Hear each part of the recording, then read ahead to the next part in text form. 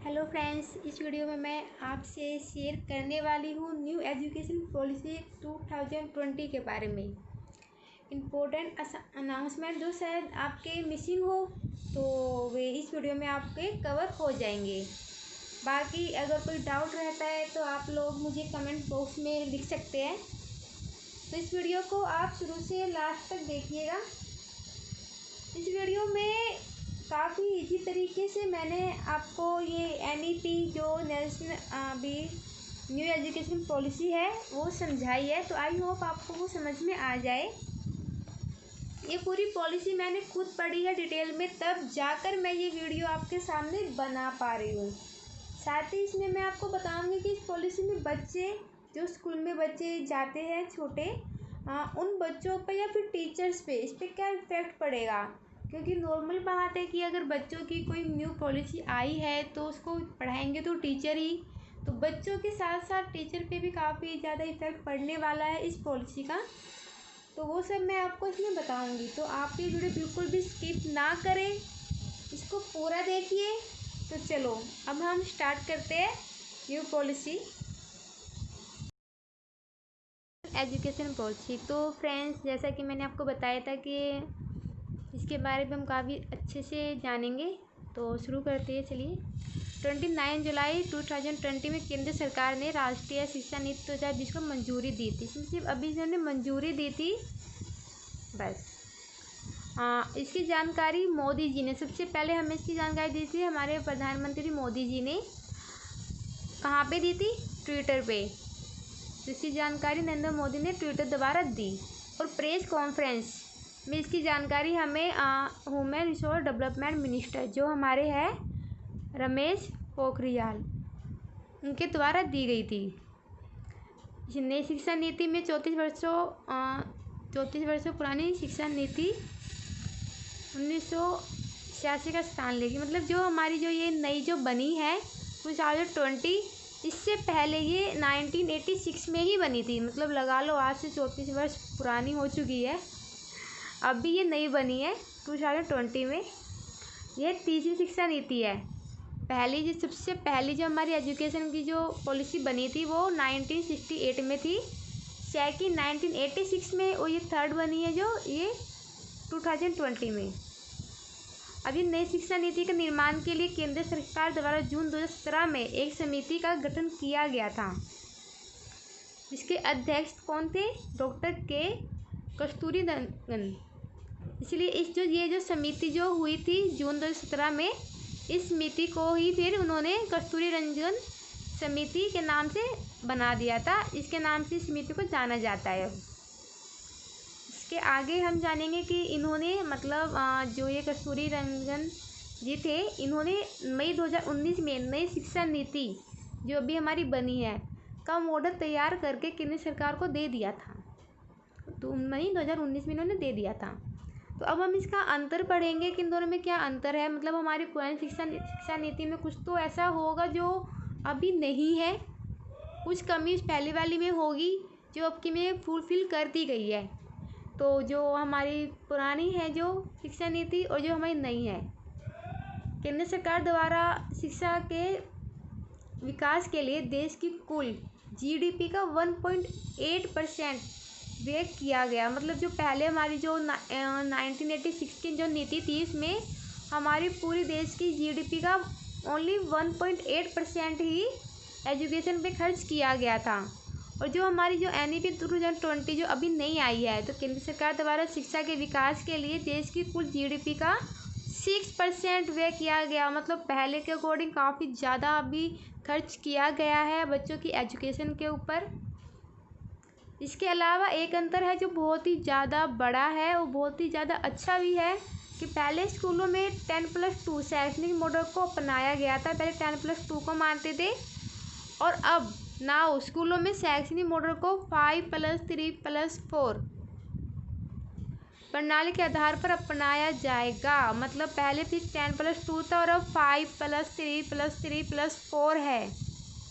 अभी ये होता क्या है, मतलब 10+2 क्या होता है, 5+3+3+4 होता क्या है, ये मैं आपको बताऊंगी। तो तो पहले देखिए, जो पहले 1986 में थी वो 10+2 थी, मतलब कि बच्चे के सिर्फ 12 साल थे एजुकेशन के। अब ये देखिए कि 10+2 का मतलब क्या था। 10+2 मतलब पहले 10 ईयर 6 to 16 एज तक पहले हम बच्चों को फॉर्मल एजुकेशन दी जाती थी, औपचारिक शिक्षा जिसे बोलते हैं। और उसके बाद बच्चे 2 ईयर 16 से 18 एज तक हम बच्चे को स्ट्रीम एजुकेशन देते थे, जिसमें बच्चे 11 12 में हो जाते हैं। इसमें स्ट्रीम एजुकेशन मतलब बच्चा कोई भी आर्ट, कॉमर्स, साइंस, इसमें से कोई भी एक ले सकता है। आर्ट का बच्चा वो साइंस नहीं ले सकता, साइंस का बच्चा कॉमर्स नहीं ले सकता, कोई भी एक स्ट्रीम उन्हें लेनी ही पड़ेगी। और इसके अलावा कोई बच्चा 2 स्ट्रीम नहीं ले सकता, उसको सिर्फ एक में ही रहना पड़ता है, वही उसी के सब्जेक्ट की स्टडी उसको करनी पड़ती थी। लेकिन अब जो नई आई है वो फिर 15 ईयर्स की है, पहले 12 ईयर्स की थी, अब 15 ईयर्स की है बच्चों की एजुकेशन, जो अभी 2020 में आई है। 5+3+4 इसका मतलब जानिए। जो इसमें 5 है इसका मतलब है बच्चे की 5 ईयर्स, स्टार्टिंग है 5 ईयर्स। जो पहले बच्चा बोलते थे कि 5 साल का बच्चा फर्स्ट क्लास में होगा, वहीं पे वो है, लेकिन वहाँ पे अभी उससे पहले ही स्टडी बच्चे की शुरू करवा दी गई है। अब बच्चे की स्टडी 3 एज से स्टार्ट करवा दी गई है। तो 3 to 8 एज तक बच्चे की जो स्टेज होगी वो फाउंडेशन स्टेज कहलाएगी। इसमें क्या करेंगे, इसमें जो टीचर्स है बच्चे को प्रैक्टिकल नॉलेज मतलब देंगे, उसको प्रैक्टिकल नॉलेज पे ही रखेंगे, मतलब बच्चे इस पर खेलते कूदते हुए सीखेंगे। इसमें बच्चे के लिए प्ले वे मेथड यूज किया जाएगा। और इसमें आपकी ऐड होगी pre primary, first second class, ये क्लास इसमें बच्चे की ऐड होगी, जहाँ बच्चे खेलता कूदता हुआ आराम से चीज़ों को समझ पाएगा, उसको सीख पाएगा। उसकी जो कहते हैं ना कि नींव अच्छी होती है तो इमारत ज़्यादा अच्छी बनती है, तो इसमें बच्चे की अब नींव बहुत ज़्यादा मजबूत हो जाएगी। इसमें कोई बर्डन नहीं रहेगा लिखने का या याद करने का, ऐसे ही कुछ बर्डन नहीं होगा। बच्चा खुद करके प्ले वे मेथड से कहते खेलते कूदते हुए सीख जाएगा काफ़ी कुछ। उसके बाद जो 3 है उसमें 3 एज 9 to 11 एज तक है, इसको हम प्रीपरेटरी स्टेज बोलते हैं। इसमें बच्चा होता है 3, 4, 5th क्लास तक के। उसके बाद अगेन जो 3 ईयर्स है वो 12 से 14 एज तक होते हैं, उसमें हम मिडल स्टेज बोलते हैं, जिसमें बच्चा 6, 7, 8 क्लास का होता है। इसके बाद जो लास्ट हमारे पास आता है 15 to 18 एज तक, इसमें बच्चा सेकेंडरी स्टेज पे होता है, और इसमें बच्चा 9, 10, 11, 12 क्लास इसमें ऐड होती है। इसके अलावा मैं आपको कुछ इम्पोर्टेंट चीज़ बताऊंगी जो शायद आपके लिए बहुत बहुत ज़्यादा इम्पोर्टेंट होगी। तो जो हमारी जो फाउंडेशन स्टेज है, मतलब जो बच्चे छोटे होते हैं, प्री प्राइमरी, फर्स्ट, सेकंड, जो हमारी सबसे पहली स्टेज थी 5 ईयर की, उसका जो फाउंडेशन स्टेज जो हमारी है उसके लिए नया पाठ्यक्रम मतलब नया सिलेबस उसका तैयार होगा। और वो सिलेबस तैयार कौन करेगा, हमारा NCERT। जो हमारी न्यू पॉलिसी है एजुकेशन की, उसमें 5 क्लास तक के छात्रों को शिक्षा मतलब जो 5वीं क्लास तक के जो बच्चे हैं उनको जो एजुकेशन है हम किसी पर्टिकुलर एक लैंग्वेज में नहीं करवाएंगे कि हाँ बच्चे को इंग्लिश मीडियम पढ़ा दिया या हिंदी मीडियम पढ़ा दिया। अभी 5वीं क्लास तक के सभी बच्चों को हम जो एजुकेशन है वो उनकी मातृभाषा में, स्थानीय भाषा में या फिर घरेलू भाषा में ही दी जाएगी, ताकि बच्चे को ज़्यादा अच्छी तरीके से कंटेंट समझ में आ जाए। और क्लास 6 के से छात्रों को कंप्यूटर कोडिंग सिखाई जाएगी और इंटर्नशिप की फैसिलिटी भी दी जाएगी। काफ़ी बच्चे होते हैं जो 6 क्लास में स्कूल छोड़ देते हैं, बाई चांस होती है, कोई सबकी अपनी अपनी प्रॉब्लम होती है। तो ये है कि बच्चा अगर 6 भी कर चुका है तो बच्चा भूखा नहीं मरेगा, वो अपनी इंटर्नशिप का यूज कर सकता है, अपना कमा सकता है, अपने पैरों पे खड़ा हो सकता है। उसके अलावा 6 क्लास से जो है व्यावसायिक शिक्षा वोकेशनल एजुकेशन भी बच्चे के दी जाएगी, जिससे कोई भी छात्र यदि पढ़ाई बीच में छोड़ता है, जो मैंने आपको पहले बताया था, तो उसके सामाजिक जीवन जीने में कोई कठिनाई नहीं होगी। इसके अलावा 9 से 12 क्लास तक के सेमेस्टर सिस्टम लागू किया जाएगा। मतलब कि इसमें सेमेस्टर सिस्टम का मतलब है कि इसमें साल में 2 बार पेपर होंगे और रिपोर्ट कार्ड जो बनेगी फाइनल रिपोर्ट कार्ड, उसमें दोनों सेमेस्टर के मार्क्स जोड़े जाएंगे तब वो रिपोर्ट कार्ड बनेगी। और इसके सबसे मेन इसमें सबसे अच्छा ये है कि जो न्यू पॉलिसी इसमें स्ट्रीमिंग सिस्टम ख़त्म कर दिया जाएगा। मतलब कि बच्चा कोई साइंस का है तो वो हिस्ट्री भी पढ़ सकता है, हिस्ट्री का जो आर्ट का बच्चा है वो बायोलॉजी भी पढ़ सकता है, वो अपनी मर्जी से बच्चे इसमें सब्जेक्ट चूज करेंगे। ये काफ़ी अच्छा पॉइंट लगा मुझे इसका।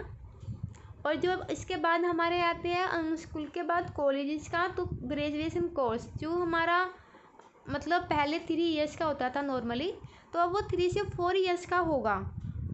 फर्स्ट ईयर में क्या होगा कि उन बच्चों को सिर्फ, कोई बच्चा जैसे मान फर्स्ट ईयर में है और वो कॉलेज छोड़ देता है कोई भी, तो उसको फर्स्ट ईयर का उसका ख्याल वेस्ट नहीं होगा। अब उसको फर्स्ट ईयर में सर्टिफिकेट मिल जाएगा 1 ईयर का।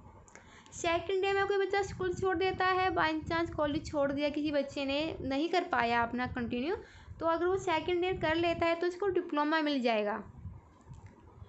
लेकिन अगर बच्चा थर्ड ईयर कर लेता है तो उसको डिग्री मिल जाएगी।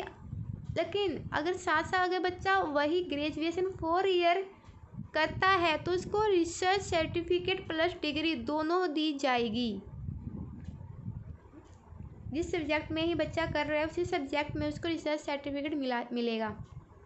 हाँ, उसके बाद जो एक उच्च शिक्षा संस्थान जैसे IIT हो गया हमारा, इसमें संस्कृत को बढ़ावा दिया जाएगा। कहीं ना कहीं संस्कृत को बहुत कम बच्चे ऐसे होते हैं जो इतने ऊंचे लेवल पे जाके संस्कृत को याद रख पाते हैं। मैक्सिमम संस्कृत ख़त्म ही हो चुकी है, तो अभी संस्कृत को बढ़ावा दिया जाएगा आगे आगे। और जो हमारी न्यू पॉलिसी है इसके तहत MPhil मतलब मास्टर ऑफ फिलोसफी को ख़त्म कर दिया गया है, जो पहले MA के बाद बच्चों की होती थी। बच्चे PhD में एडमिशन लेने के लिए पहले MPhil करते थे, फिर PhD में वो एडमिशन ले पाते थे।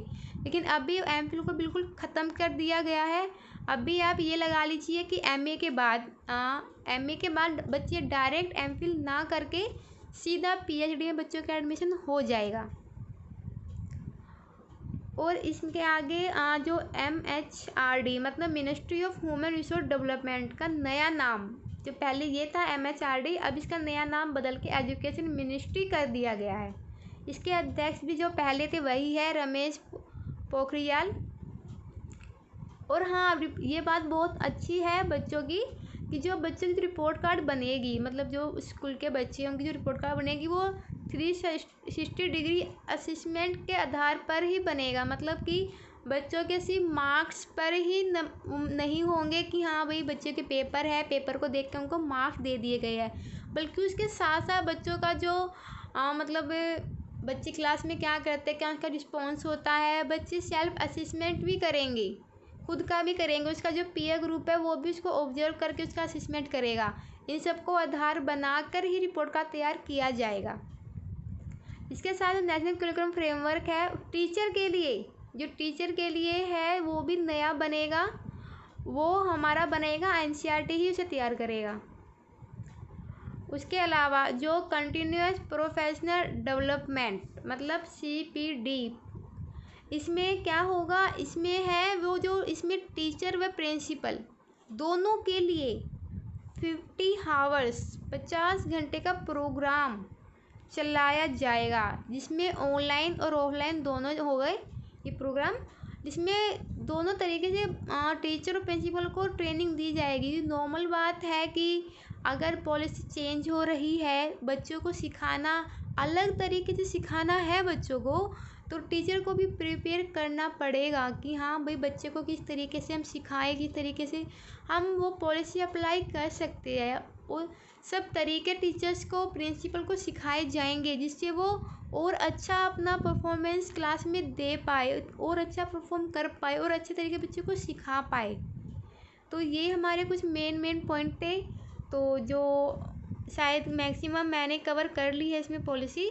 बाकी अगर आप लोगों को किसी चीज़ में कोई डाउट हो, कुछ समझ में नहीं आया हो, कोई पॉइंट आपको मिस लग रहा हो, तो आप मुझे प्लीज़ कमेंट में उसमें ज़रूर बताएं। और इसके साथ साथ आपको मैं अपने वीडियो के नीचे डिस्क्रिप्शन में आपको अपना टेलीग्राम ग्रुप भी लिंक कर रही हूँ। अगर आपको इस पेज की इसी नोट्स की PDF चाहिए तो आप मुझे वहाँ पे ज्वाइन कर सकते हो। Okay, thank you so much video देखने के लिए।